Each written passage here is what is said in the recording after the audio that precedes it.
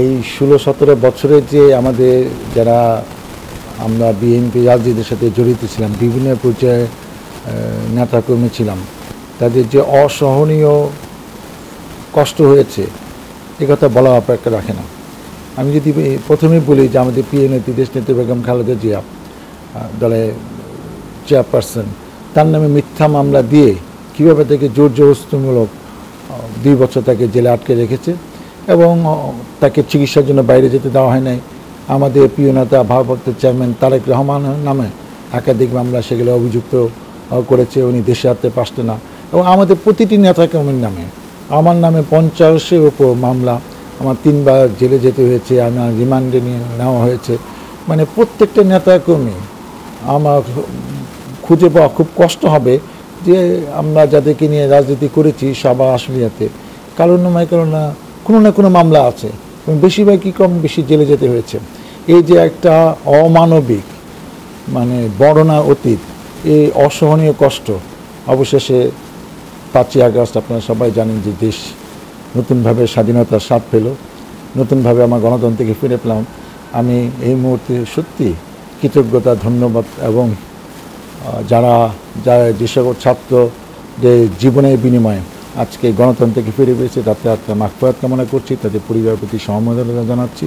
যারা এখনও অসুস্থ আছেন তারা ইনশাআল্লাহ আমাদের দোয়ায় সুস্থ হয়ে বাড়ি ফিরে গিয়ে স্বাভাবিক কাজকর্মে ফিরে যাবে।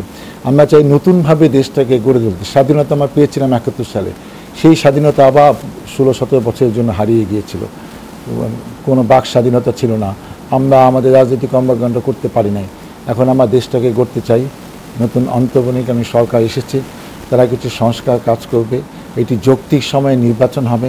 আমরা আশাবাদী যে বিএনপি যে কষ্ট করেছে সাধারণ মানুষ দেখেছে, তারা উদ্গ্রীব হয়ে বসে আছে যে সুষ্ঠু নির্বাচনের ভোটের মাধ্যমে আমার ধারণা বিএনপিকে হয়তো তারা আবার ক্ষমতা আনবে এবং যে সকল বিচার এখন শুরু হচ্ছে কিছু চলমান থাকবে এবং বিএনপি গভর্নমেন্টের সামনে বাকি যারা যারা দোষী তাদের বিচার ইনশাল্লাহ এই বাংলাদেশে হবে এবং আমি একটা শান্তি বাংলাদেশ, সুন্দর গণতন্ত্র নিয়ে দেশ যাতে এগিয়ে যায়, সাধারণ মানুষের লাঘব যেন আমরা দুর্ভোগ করতে পারি, এই সাবা আশুলিয়া সাবেক সংসদ সদস্য হিসাবে এটাই আমার প্রত্যাশা। আমি বিএনপি নেতাকে ধৈর্য ধারণ করতে বলবো, যাতে একটু রয়েছে আমরা জনগণের পাশে দাঁড়াতে পারি, জনগণকে সাথে নিয়ে যাতে আমরা বাকি কাজগুলা, বিশেষ করে উন্নয়ন কাজের জন্য তো জনপ্রতিনিধিদের প্রয়োজন হয়, সেই কাজগুলো যেন আমরা সমাপ্ত করতে পারি। আমি সকলের সহযোগিতায় সাংবাদিক এবং প্রশাসনে সবাইকে নিয়ে যেন আমার সাবা আশুলিয়াকে মানে সুন্দর করে পরিচালনা করতে পারি, এটাই আমার প্রত্যাশা। অভিজ্ঞতা নতুন একরকম অনুভূতি, সেটা হলো যে আগে কোথাও গেলে ভাবতাম যে এই বুঝি পুলিশ আসলো, এই বুঝি একটা ঝামেলার মধ্যে পড়লাম, এই বুঝি আমাদের অনুষ্ঠানটা করতে দেবে না। এখন সেই জিনিসটা ভয় আতঙ্কটা নাই। এখন কোথাও গেলে আমরা খোলা মনে কথা বলতে পারি, জনগণের সাথে মত বিনিময় করতে পারছি, তারাও এসে আমাদের কথা আগ্রহ নিয়ে শুনছে এবং এটা মনে হচ্ছে যে নতুনভাবে আমরা মনে হয় আবার এই অনেক দিন মনে হয় দেশের বাইরে ছিলাম, এখন নতুন দেশে আসি, নতুনভাবে আমি হয়তো জনগণকে সাথে মিশছি, জনগণের সাথে কথা বলছি। এটা একটা অন্যরকম অনুভূতি, এটা বলে বোঝানো যাবে না। আমি বিশ্বাস করি সাভার মানুষ শান্তিপ্রিয়, যদিও 15-16 এই 17 বছরে তারা যে নির্যাতন করেছে, সাধারণ মানুষের ভোগান্তি শেষ ছিল না। প্রত্যেকটা পরিবারেকেই অসহনীয়, যারা খালি আওয়ামী লীগের বিভিন্ন গুরুত্বপূর্ণ পদে আছে তাদের কিছু পরিবার ছাড়া, যারা সুযোগ সুবিধা নিয়েছে বৈধ অবৈধ, তারা ছাড়া বাকি সবাই কম বেশি নিপীড়ন নির্যাতনের আওতায় ছিল। তা আমি আশা করি যে আমরা এবার সাবা আশুলিয়া মানুষকে একটু নতুনভাবে, যেটা দেশ চাচ্ছে, যেটা নতুন প্রজন্ম চাচ্ছে, যে এমন একটি রাজনীতি, এমন একটি গণতন্ত্র যাতে সত্যিকারে সাধারণ মানুষের ভোগান্তি লাঘব হয়, সত্যিকারে তারা সেবা পায় এবং সত্যিকারের জনপ্রতিনিধিরাই যেন প্রত্যেকটি জায়গায় নির্বাচিত হয়ে আসে। সেরকম সুষ্ঠু নির্বাচনের ব্যবস্থা হলে আমি আশাবাদী যে জনগণ সঠিক পার্সনকে সঠিক সময় ভোট দিতে কখনো দ্বিধা করে নাই অতীত, ইনশাল্লাহ আগামী করবে। কিন্তু যখন ভোটের প্রক্রিয়া থাকে না, ভোটটা সুষ্ঠু হয় না, নির্বাচন নামে প্রহসন হয়, তখন আসলে সত্যিকারের জনপ্রতিনিধি হতে পারে না। অতএব আমি এই সরকারের কাছে প্রত্যাশা করি যে নিয়মকানুনগুলো শক্ত করে এমন একটি নির্বাচন ব্যবস্থা বাংলাদেশে সারা জীবনের জন্য তৈরি হোক, যে এখানে যে কেউ গায়ের জোরে, সেটা সে যে পর্যায়ে নেতৃবৃন্দ হোক, মেম্বার, চেয়ারম্যান, পৌরসভা, মেয়র, উপজেলা চেয়ারম্যান, এমপি, সবই যেন সুষ্ঠুভাবে যোগ্য লোক নির্বাচিত হয়, এই প্রক্রিয়াটা যেন এনশিওর করতে হবে।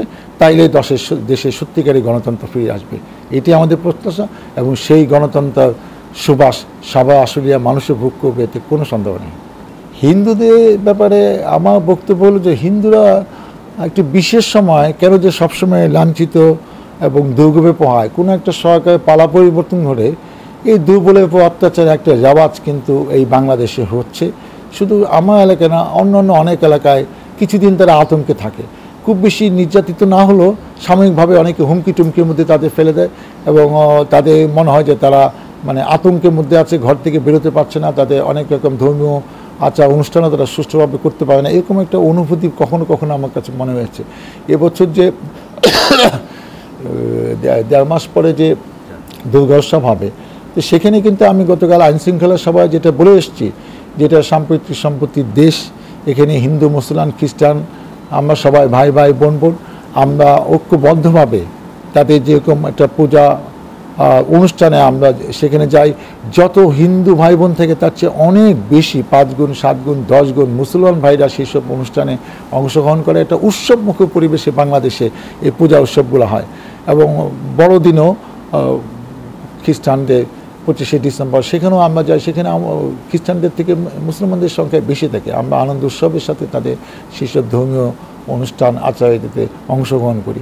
এবারে আমি পরিকল্পনা করেছি, দলীয় নেতৃবৃন্দের সাথে আলাপ করিনি, কিছুদিনের মধ্যে করব, যে এই যেসব জায়গায় দুর্গা উৎসব হবে, যেসব জায়গায় পূজা হবে, তারা যেসব মূর্তি নির্মাণ করবে, আমরা তো প্রতিদিন যেতে পারি না, আমাদের 8-10 দিনের সেই অনুষ্ঠান, আমরা অষ্টমী নবমী দশমীর দিনই আমরা সাধারণত এগুলা ভিজিট করি, পরিদর্শন করি, তাদের আমন্ত্রণে সেসব পূজা মণ্ডপে যাই।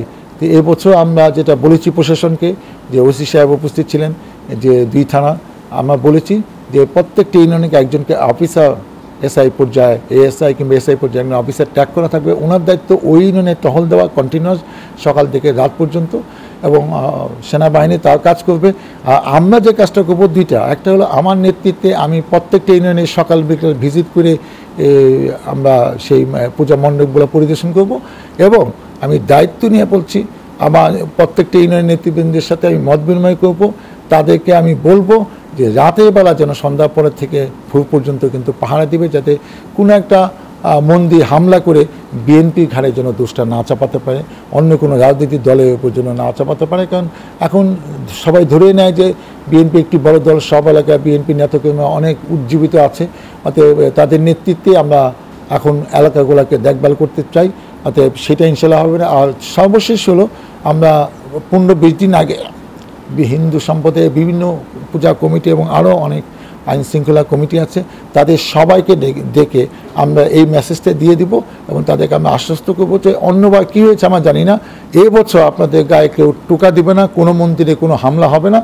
আপনাদের এই ধর্মীয় উৎসব আপনারা ইচ্ছা মতো, সুবিধা মতো, আপনাদের মন যেভাবে সেভাবে উদযাপন করবেন, আপনাদের পাশে আমরা আছি এবং আমরা দায়িত্ব নিয়ে এটা বলবো এবং দায়িত্ব নিয়ে আমরা থাকবো ইনশাল্লাহ। আমি পর্যায়ক্রমে এখানে এখন পর্যন্ত 50-52 জন বলছেন, অনেকে বলছে বেশি, আমরা তালিকাটা চূড়ান্ত করতে পারিনি, তালিকা এখনও চলমান, প্রশাসনও তাদের উদ্যোগে করছে, আমি আমার ব্যক্তিগত উদ্যোগে সেই তালিকাগুলো আস্তে আস্তে করছি।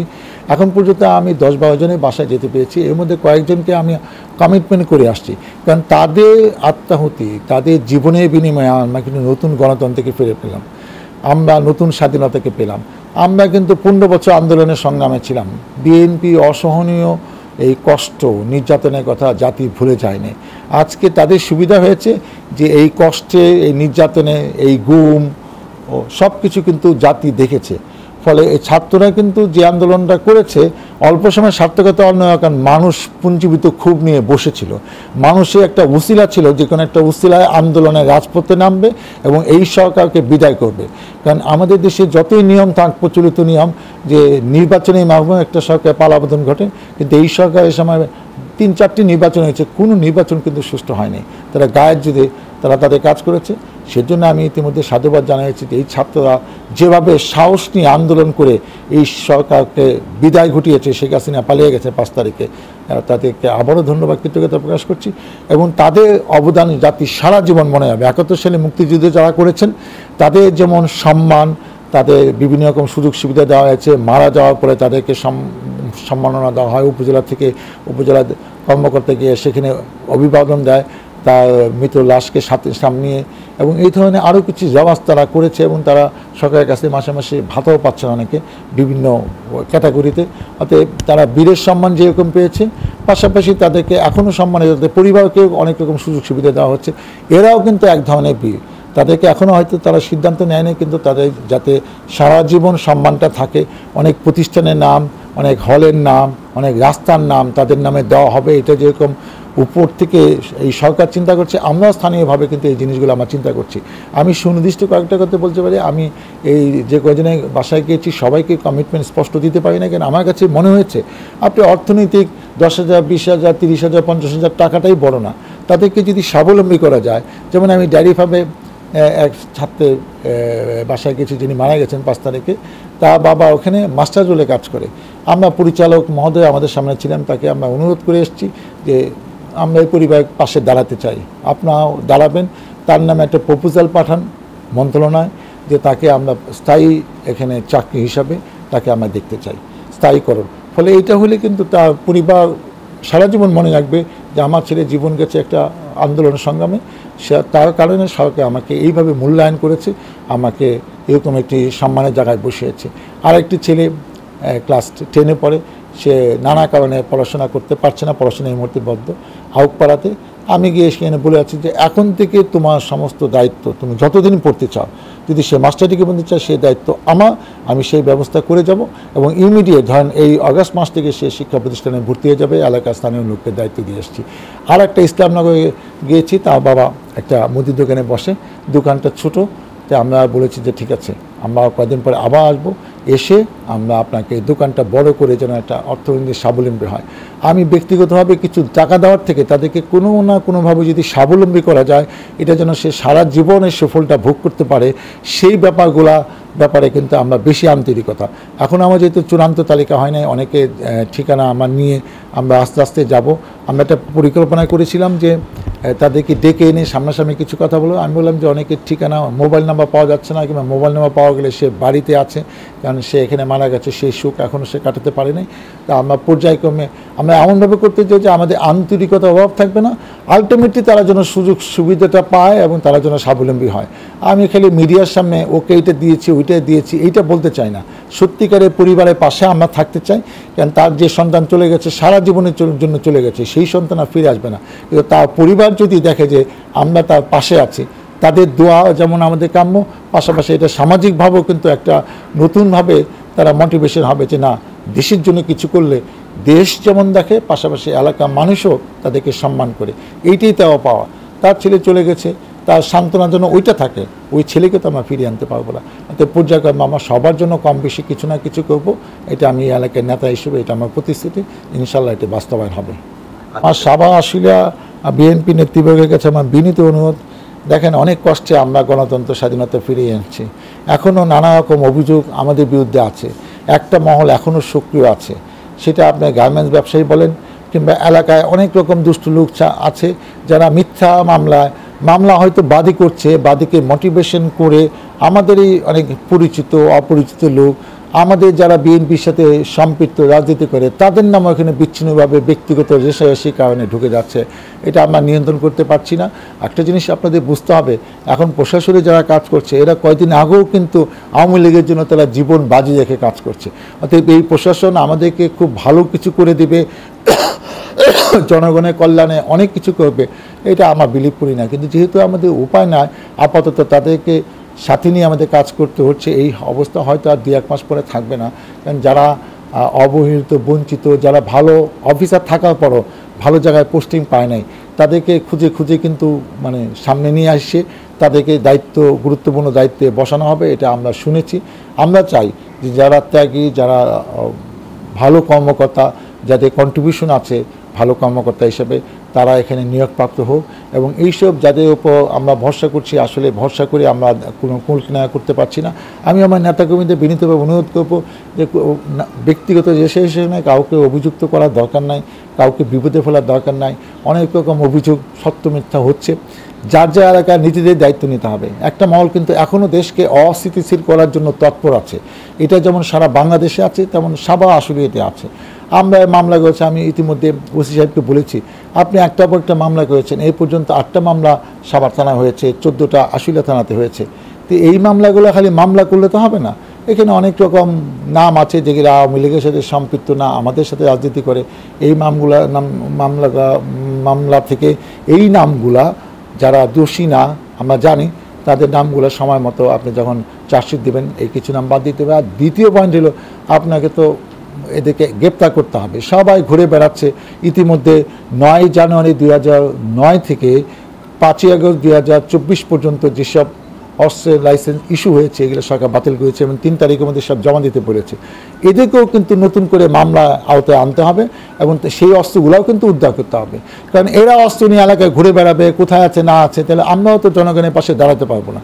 আইন শৃঙ্খলা যে কোনো সময় অবনতি ঘটতে পারে, যে কোনো সময় আবারও বিশৃঙ্খলা হতে পারে। তাদের কাছে লক্ষ লক্ষ বৈধ অস্ত্র ছিল যেগুলো এখন অবৈধ হয়ে গেছে। আমি নিশ্চিত অর্ধেক অস্ত্র জমা হবে না। তো এই ব্যাপারে যদি প্রশাসন কঠোর না হয়, আমরা আশাবাদী যে আমি হয়তো কিছুদিনের মধ্যে আমরা শুনছি কেউ বলে 3 তারিখে 5 তারিখ তারা একটা তাদের আলাদা দায়িত্ব দিয়ে আইন শৃঙ্খলা রক্ষাতে দায়িত্ব পালন করবে। পুলিশ আমরা সম্পত্তি থাকলে আমি আশাবাদী যে যারা এইসব অবৈধ কর্মকাণ্ড করেছে, অস্ত্র নিয়ে ঘুরে বেড়াচ্ছে, তারা হয়তো এলাকায় থাকবে না। এবং এই কাজগুলো করার জন্য একটু ধৈর্যের প্রয়োজন। আমাদের নেতাকর্মীরা যেন সব কিছু নিয়ে বাড়াবাড়ি না করে এই আইন শৃঙ্খলা ব্যাপারটা বেশি মনোনিবেশ করে, তাহলে জনগণের সত্যিকারে ভোগান্তি কমবে। একটা জনবান্ধব সরকার যেরকম আশা জনমাধ্যম সরকার ক্ষমতায় এসছে এবং তাদের নেতৃত্বেই এই দেশ আপাতত চলছে। একটা নির্বাচন হবে একটা যুক্তির সময়, তখন আমরা সবাই অংশগ্রহণ করব। তখন সত্যিকারের জনপ্রতিনিধিরা নির্বাচিত হয়ে দেশকে তাদের দায়িত্ব নিয়ে কাজ করবে। সেই পর্যন্ত সবাইকে ধৈর্য ধরতে হবে। এই দেশে ক্রান্তি লাগলে দলমত নির্বিশেষে আমরা ঐক্যবদ্ধ থাকলে মানুষের কল্যাণ হবে। সবাই আমরা কম বেশি কষ্ট করেছি, যারা সুফল ভোগ করেছে তারা এখন অনেকে আছে অনেকে নাই, অর্থাৎ তাদের চিন্তা আমরা না, আমাদের জনগণকে নিয়ে ভাবছি। জনগণকে ভালো রাখতে হলে নেতাকর্মীদের ধৈর্য ধরে সব কিছু মোকাবেলা করতে হবে। অতএব সেই যেন ধৈর্যের জায়গাটা তারা যেন আরও ধৈর্য বাড়িয়ে আমরা যখন যে নির্দেশ দেব সেটি পালন করার তৎপর হয়, তাহলে আমি সত্যিকারে মানুষের কল্যাণ হবে সেই প্রত্যাশাই আমি করছি আমার নেতাকর্মীদের কাছে, জনগণের সাথে।